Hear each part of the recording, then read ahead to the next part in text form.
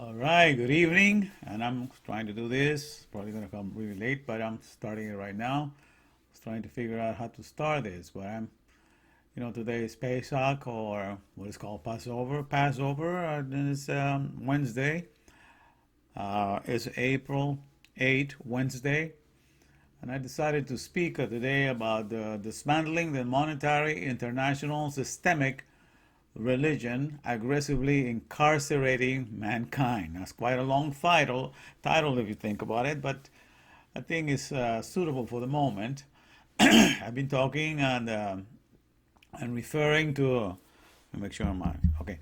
And I've been referring to the dabar, which is for word in Hebrew, as economy, because that's the best translation when you really think. You look at the letters of that in the pictographic language of the Hebrew, best described as as a house, as access to a house, administration to a house that has a rules or has a ruler in it. So house and rules, that's what economy means. So that's why I think that's the best thing. But I wanted to talk today about this COVID-19-MAN. I wanted to be on the dismantling the monetary, internalized, systemic religion, aggressively incarcerating mankind. Okay, because one thing that I've come to understand is that the biggest prison that people happen to be in is in the prison of their minds. You are taught a certain way, and then if you never look at a different angle or you never consider something else, you live the rest of your years in those ideals that you've been inculcated or being raised with. And without realizing all the freedom that lies a way of thinking in such a way of, that you have already been internalized to behave and think accordingly. So the idea today is just to give you something from the perspective of the original economy. I'm referring to the dabar, the word in Hebrew for word. Uh, then that original economy, everything, the organic world was created without our help. We didn't have to do anything to create the apple or the papaya or anything like that. All of that had been made by the maker of all things. And when we came into this economy of the organic world, the garden of life, I call it, we came here and basically used to get the words because the creator used words to put everything in place. And now we were going to get the words, but not to make anything because everything was already made. It was just to understand the character of the maker, because the character, who he is, his personality was going to flow through us. So he made us in his image to be able to receive the word, and the word is the greatest asset that creation has at its disposal, because with the word everything is made in creation. Even now in this garden of lack, that we live in right now, this garden of lack, every gadget, every technology is made with words. So word is the greatest asset that mankind has, or creation ever has. So we were given to have that fellowship, to be the word carriers. So we were going to be trained on the best way to utilize the word in its most exalted fashion as a true authority of kindness, true authority of all kinds of things that is manifested by nature itself. You look at nature, all the plants are givers. All they hang the tree out, from the branches, ready to give them to insects, animals, and what have you. Nobody's fighting to take anything away from you. Everybody has their portion to play in it. Everybody giving to something else. So there's a great deal of the character of our Maker revealed there. And so we were going to understand that, and we were going to be the spokespeople, the spokesperson,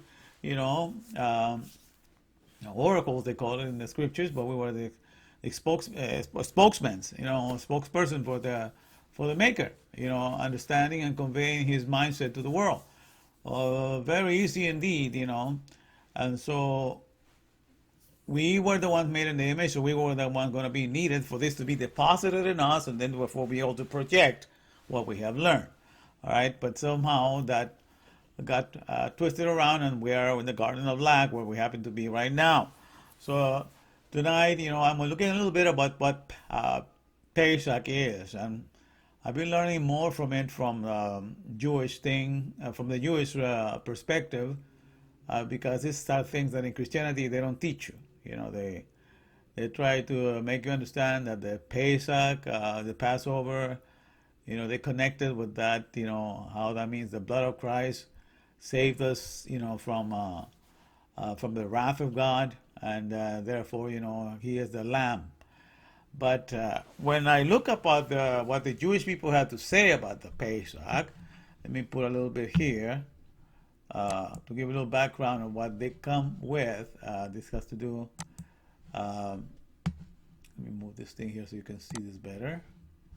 All right, I'll put this here. The ancient Egyptians. Now we're looking here.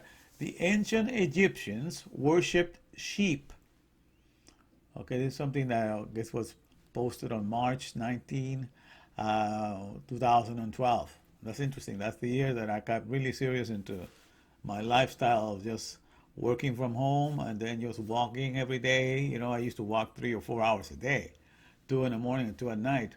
That's gone down to an hour and a half now, but that's how it started that year. But in any case, but that's the year also, that they were going to say was the Mayan calendar and the end of the world at the end of December. That was an interesting year, and anyhow. But in any case, it's saying in this article, the abomination of Egypt, the miracle of the Passover sacrifice. After the fourth plague, Pharaoh offered Moses a compromise. The Israelites could worship God in Egypt without going to the wilderness. Moses replied, "We are going to sacrifice the gods of Egypt in honor of our God. Could we possibly slaughter the Egyptians' gods right in front of their eyes and they not stone us?" According to the Torah, the Egyptians held sheep to be sacred as the image of the deity, as you can see there. There's an image there. And says, ultimately, the Torah tells us God commanded the Israelites to take a lamb or a kid for each household. They were to hold it for 4 days from the 10th until the 14th of the first month, and slaughter it on the 14th. This was done in Egypt, despite the Egyptians' religious beliefs. To this day, Jews commemorate this event, calling the Sabbath preceding Passover Shabbat Haggadol, the Great Shabbat, or the Great Sabbath. For the Egyptians were powerless to do anything to harm them or to prevent them from sacrificing the Egyptian gods. Okay, so now let me read the next paragraph after that. It says, Egyptian mythology confirms this. The god Khnum, I think it's Num, because Khnum, I don't know how to pronounce it, but it's Khnum or Num. The god Khnum or Num was one of the principal gods of Egypt. Listen to this. And one of the oldest. Khnum's temples was located on the island of Elephantine, today known as Aswan.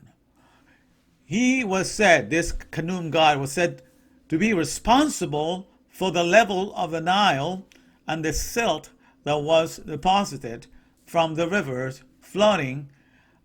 He was also portrayed as the creator of mankind. This lamb, this sheep was worshipped. All right, get that. Understand that. It was worshipped by the Egyptians as the creator of mankind, the one that gave life to mankind, that provided the life through the Nile and the level of the rivers, So this was because the 10 plagues were directed against their God. So it was directed against the God whom they believed was the God of creation of mankind. Because they were trusting, the Egyptians were trusting that the lamb, was going to keep them alive. They were trusted. So the judgment was against that God of the lamb, this Khnum or Num, God that they believe in. All right, so that was for judgment. It wasn't that God was angry at the Israelites. He was angry at the deity, whom the false god that they worship, and he was sending this plague, this curse against the God to see them that God was useless and couldn't do anything. So that it was just to completely, render the Egyptians completely, worthless for believing in all those fake gods that they could not live up to what they claimed them to be. And so this was a judgment against that god Num, that lamb. And so when you think about that, so when the Egyptians went and they did something like that, because you're not supposed to kill this animal. This animal is a god to them. It's like, like in some places in India, they don't kill the cows because, they're gods. So that's the same idea here. So if you were to take one of those and kill them and then put the blood in front of your house, that's defying their God. That's going against, that's an act of an act of courage, an act of faith, real faith. The Jews were trusting that their God was the real creator and that what the Egyptians thought to be the creator was really nothing. And so they desecrated their God in front of them. And they put the things, on top of that to show. Not only, the angel of death was going to see that, but the angel of death to see that they had the courage, they had the faith to trust, in the true creator of all things. So that's an different angle when you look at it from that point of view, You can see that was quite a daring act that the Jewish people did when they did that.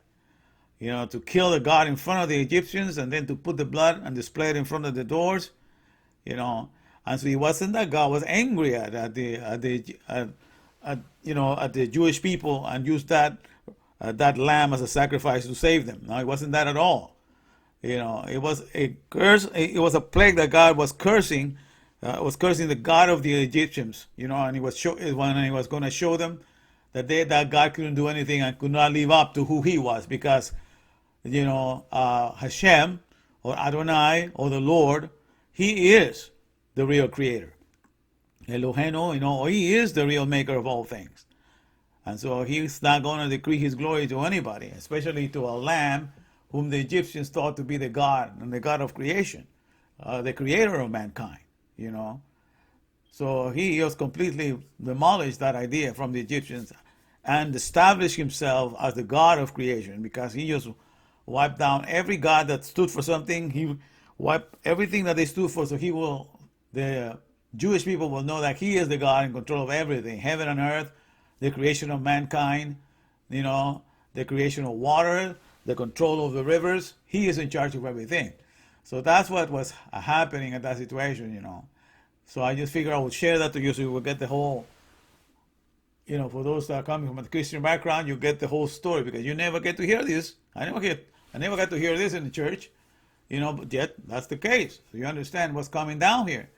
And also you all will get to understand that when you read the sacrifices that the Jewish people, it's called korban. I don't know if I'm saying it right, but korban is an offering, and it means to get close, to get close to somebody. It's like and there's not only necessarily the korbans, or these offerings are not necessarily just animals. Some of them are flowers, some of the things that have nothing to do with animals or blood.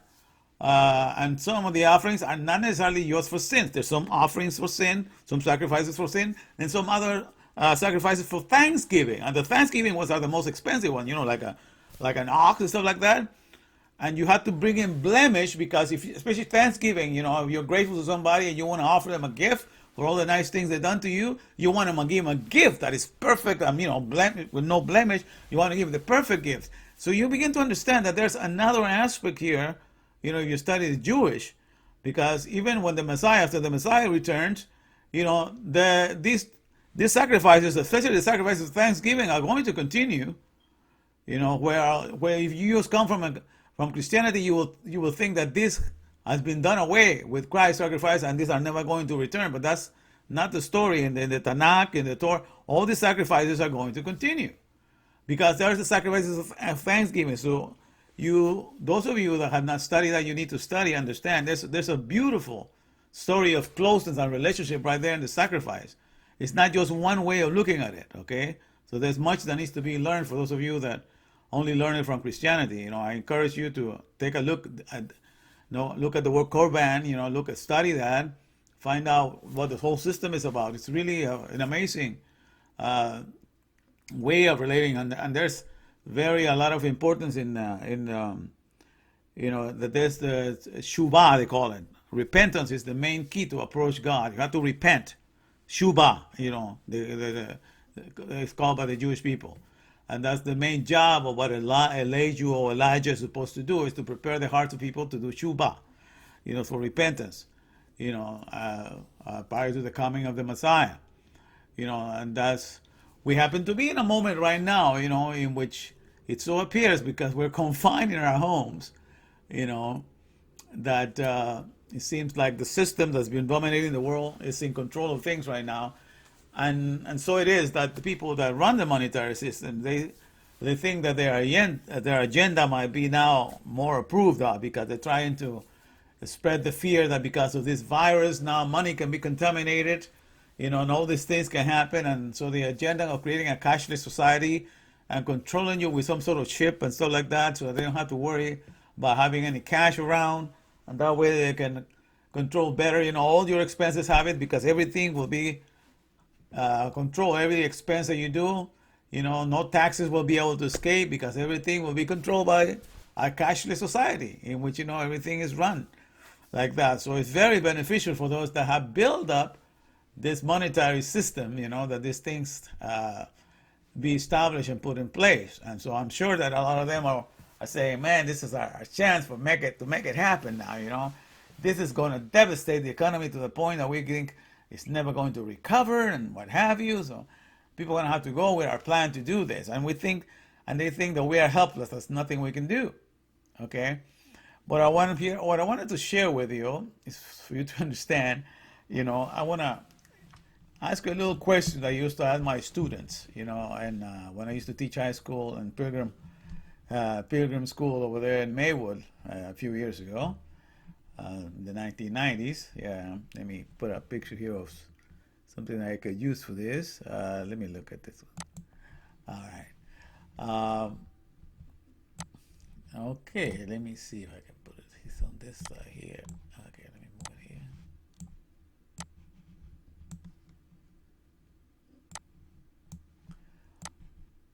Okay. All right, so this is the functioning economies. This is some lessons that I have thought, but I want to ask a question that I have in here at the bottom of this. This is called the currency IQ test. Let me get a little closer here. This is the question that I used to ask all the students, right? This part here, which is the currency IQ test.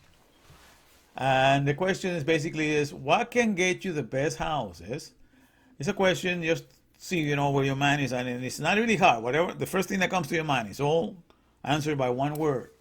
And so the currency IQ test says, what can get you the best houses, the best cars, the best clothing, the best doctors, the best technological gadgets, the best colleges and universities, and pretty much the best of everything that has been made?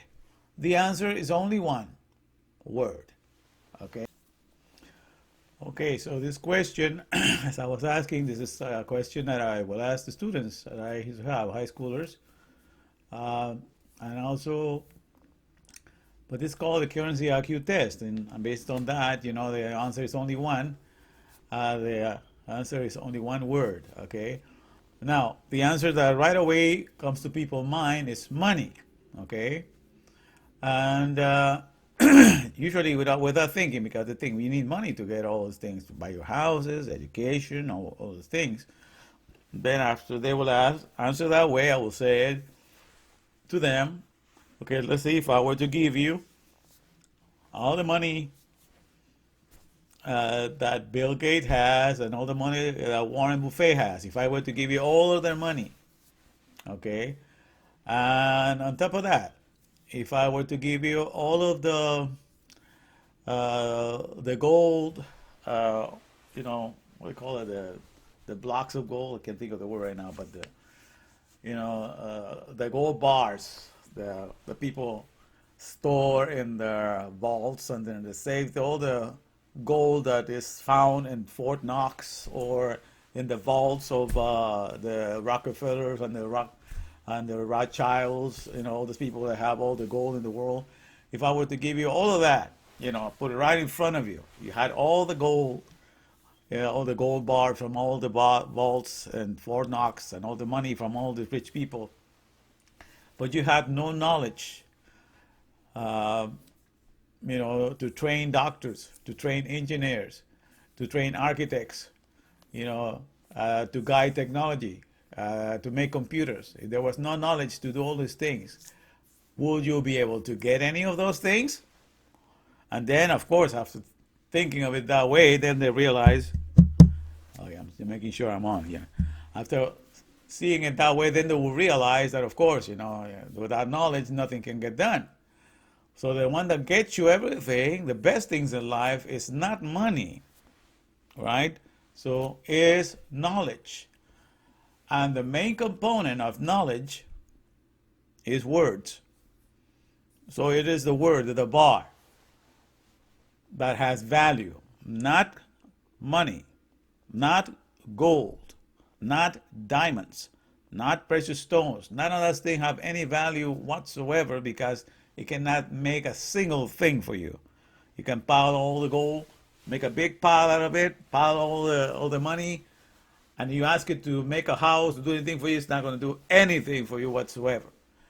But how come we have transferred the value that is found in knowledge? Because knowledge is the one that has the value, because it's the one that gets things done. The teachings orderly regulating all humanity that works, or the teachings orderly regulating all humanity that serves, Torah, Torah, the teachings, the Torah, the teaching order, those are the ones that make things, that create things, that sustain things, that do the maintenance of things, and that's the things that give you value. For example, if you're a student and you can understand how to put things together, what gives you value to any company is whatever is it that you specialized in, whatever is it that you have the knowledge to be able to present to the world, and that's what that's what in turn gives you value for you to work for that company, and so that's the thing that you need to understand. Okay, so if we are dealing with that and we understand that, then we'll not be fooled. But for some reason, somehow, the value that we possess, because the value of everything is in us who have the knowledge. The knowledge of a car is in me when I'm trained to make cars. The knowledge of computers is in me when I'm trained to make computers. And that knowledge gives me value as a worker for the company. And they pay me. The money that I get paid for the value that I'm worth because of that knowledge. All right? And that money is not really the owner of anything, does not make anything. It's just the item that we had agreed upon, that we're going to use to exchange among each other. But really the only thing that it does is, I call money an encore to knowledge. You're just telling knowledge, you go into knowledge and said, make more or whatever. Make more cars, make more houses. And the knowledge that is found in us makes those things. So the value for every economy is found in us. So I wanted to think about this because right now, when the government want to give you all this stimulus, all this $1,200 check that they're going to provide you, all the value of that, where is the value of those $1,200 found out? In the gold bars? And there's no money, all these agencies have the authority to make and fabricate money, and they are the ones that have the right to do it, but that doesn't give value to it. The paper has no value whatsoever. It is us. They're counting in us where the knowledge is. We who are the experts in whatever field it is that you work in, they are the ones that are going to make the economy continue to run. Okay, it's not the money. The stimulus is just trying to say, so they try to get you going. They try to see the money is going to get, all these people with monetary system are depending on us and on the knowledge that they have deposited in us, because that's what's valuable. You see, and tell you something right now. That's why that's why I'm calling this. Let me. So when you answer that, when you know that the knowledge of the, is, let me put this down too. So here, why I go to what we have to learn to dismantling. We're going to dismantle the monetary, internalized, systemic religion aggressively incarcerating mankind. Okay, that's the original title I'm calling this. The monetary internalized, because we are thought, it's put inside of our system. We are thought somehow that the credit that belongs to knowledge, Knowledge gets the credit for making everything for us and getting everything for us. It makes it and gets it and makes it available for us. Okay, and knowledge is the one that guides the system. Even knowledge even creates money, even creates a way to make money hard to be compared from other people that wanna. So knowledge all of those does all these things. It creates a system of programs that are going to make it distribute. Knowledge does all these things. Creates the programs, creates the products. Writes the personalities for the stars. Knowledge, all these things. So knowledge gets you the best movies. It does all of that. All right. And for some reason, the credit that belongs to knowledge is given to a piece of paper or to a piece of metal. Okay? So then, the piece of paper or the piece of metal takes the place of knowledge and attributes to itself the credit and acknowledgement that should only be due to knowledge and gives it to itself. So you could say that paper or coins or the money that people use are the anti-knowledge. They take the place of knowledge. Okay, so the knowledge is the one that is king, is the one that is authorized, is the king because it makes things, it maintains them, it sustains them, it trains people. It's through knowledge that you use to train the people, to train the workers. Knowledge is the king, is the anointed one, is the authorized one. All right, and then we want to give that anointing, that authorization to a piece of paper and to a gold bar. Okay, and that's why this gold bar becomes a religion. Because you want to believe and insist, like a lot of the world does. Because I don't care if you're atheist, if even Jewish, Christians, no, everybody believes the notion of the question I asked at the beginning. The currency IQ test, that what gets you the best things in life is money. And that is never the case. That's never going to be. That's blind faith to believe, because only knowledge does all of that. And that's when I say that knowledge does that for you, I'm not having you believe in blind faith. That's a fact. The fact that knowledge that's a fact. But the idea that money gets you something in this world, that's a lie. And if you have believed that for years, that's a blind faith religion. Money is the biggest religion and it's run like a religion. If you're not afraid to face what people will say about religion, you're welcome to watch. There are three movies, by the way, called Zeitgeist. Okay, you can spend some time watching those movies, but the addendum, Zeitgeist, the addendum, and Zeitgeist, where we go from here, it'll teach you how it is that money is run like a religion. They have a good documentary. A lot of people don't like watching those movies because they tear up religion to pieces. And I understand where they're coming from, because they think that religion is just blind faith, but actually the monetary system is the biggest religion of all. All right? And to believe that money gets you the best things in life is complete blind faith, not based on anything factual. Only knowledge is factual. Knowledge can be proven that time and time again, knowledge has gotten you everything. Okay, so the idea of thinking that is a complete blind religion, but when you go watch them, they'll tell you exactly how money is made and how how banks are allowed to make loans and create money out of nothing. But they explain it better than me saying that. But really, money is not really created out of nothing. They will have you believe that, but I like these people from that, this guy that made the movie, I think, in charge of something called the Venus Project. The Venus Project. When he trusts in technology, and he thinks that we have the means by which we can make it so we can have a lot of the comforts of technology now if we just got rid of money.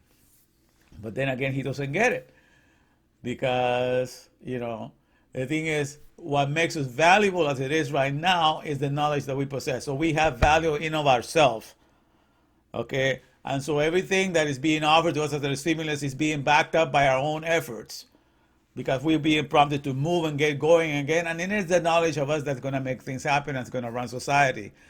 And to think that money is going to do it, that's so. But I have another way of explaining how to get completely out of that mindset. But as it is right now, just the idea of thinking, that money is accrediting to money, what belongs only to knowledge, is a religion in and of itself. Okay, so we're gonna go through this process during this whole week. I want to try to explain little by little, but this is just the starting of that. So I'm just getting it because we're going to dismantle this little by little. And this is systemic because this is something that affects, this infects, and it's like a religion. And everywhere in the world, people believe that. Atheists believe that money can get them the best things in life, and they work for that. And I don't care what religion, and that's the first religion. The first it's like the statue of Nebuchadnezzar. On the time it starts with gold, the highest currency, and then it goes to silver, then copper and brass, then iron and steel. These are the systems of the different materials that is used to run this garden of lack, and the coins are just like that as well. Okay, but the coins that they make, the monetary system, is the one that gets the credit for the knowledge that in all these cultures, all the way from Nebuchadnezzar up to now, is knowledge that has made the pyramids, that has made their walls, that have made their systems, their aqueducts, their roads. Everything has been done by knowledge. But all along, they attribute that to money, the having accomplished that to them. So all this time, people have been brainwashed into this monetary, internalized, systemic religion, aggressively incarcerating mankind. And it's a jail. It's an incarceration, okay? Because as long as you're in that mindset, what they do is they steal the value that is found in you, because knowledge, once it's deposited in you, the Torah, the teachings orderly regulating all humanity to do a certain job, or certain things. Once all these teachings are deposited, you have the value of those teachings in you. But they devalue you. They tell you, hey, that's the money that has the value and not you. So they steal the value they steal the credit that belongs to knowledge, and they give it to a piece of paper or the piece of metal. Okay? And so then they teach you. This system of the monetary system also teaches you to be a thief and a robber. Because also the next thing that I always to ask the students is, what will you call yours? Okay? Something that you can make with your own knowledge and hands. Your own knowledge and hands can put something together without you. Would you call that yours? Or you call something that somebody else made, would you call that yours? Then putting it that way, people say, well, what I can make with my hands, with my own skills, that's mine because I made it. Of course, that's correct. That is yours. But what somebody else made with their own skill, that's theirs. But with this money, you are taught to use this money so you can, when you give it to somebody, you can call the work that somebody else did, you can call it yours. So you become a thief and a robber. You're calling what is yours what somebody else did. And since what you do is worth nothing because you're taught to believe that money is the one that gets everything, so you have nothing, the knowledge you use nothing, so therefore what you make, somebody else can call it theirs. So we are just taught, all of us, we are taught to live in this garden of lack as thieves and robbers, accrediting to ourselves what somebody else did, and somebody else accrediting to themselves what I did.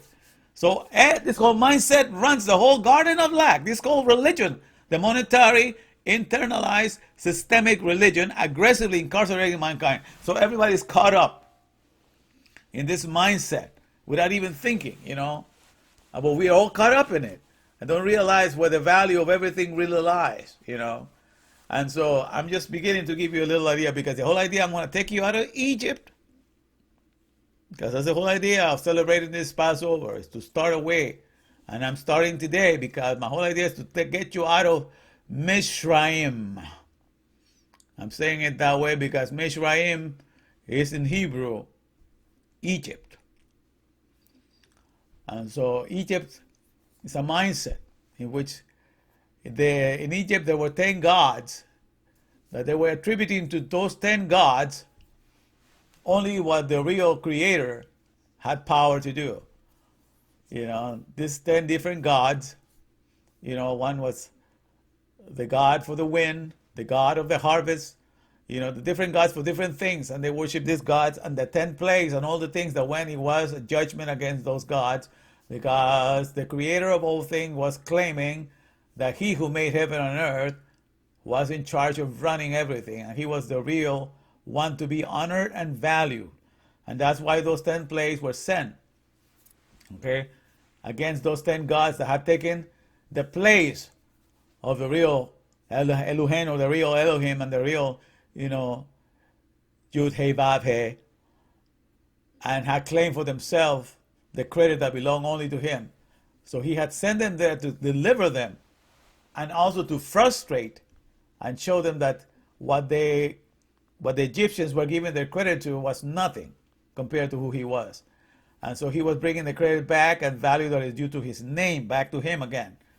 All right? And it was taking it away from Egypt, because Egypt is that system, that wants to replace, the creator for something else that this world can't stand for. I mean, doesn't have any power whatsoever to really be like that. But they want to give it to something else, to gods made out of stones and wood, just like even the creator of mankind being the lamb, that they worship, this Kenum or Num that they call it, that God couldn't do anything to bring any of the firstborn back to life. Because if to killing the firstborn mean your nation is being defeated, because there's no more generation that will come after you. The firstborn represented the strength of the generation. And so they could go to Kenum and pray all they wanted to. Kenum could not bring them, that lamb that they call the creator could not bring them back to life. And so he frustrated all the gods of the Egyptians. And he brought back the credit that was due to his name. And so that's why I'm using this: dismantling the monetary, internalized systemic religion, aggressively incarcerating mankind. Because he has incarcerated your mindset, into thinking that money, and giving to money and to the money system the value that only knowledge has been able to provide from the beginning of time up until now.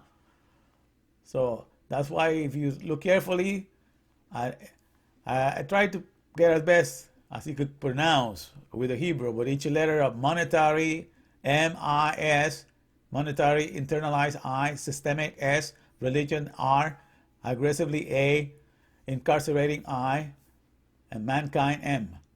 So I tried to spell that in that acronym there: monetary, internalized, systemic, religion, aggressively incarcerating mankind.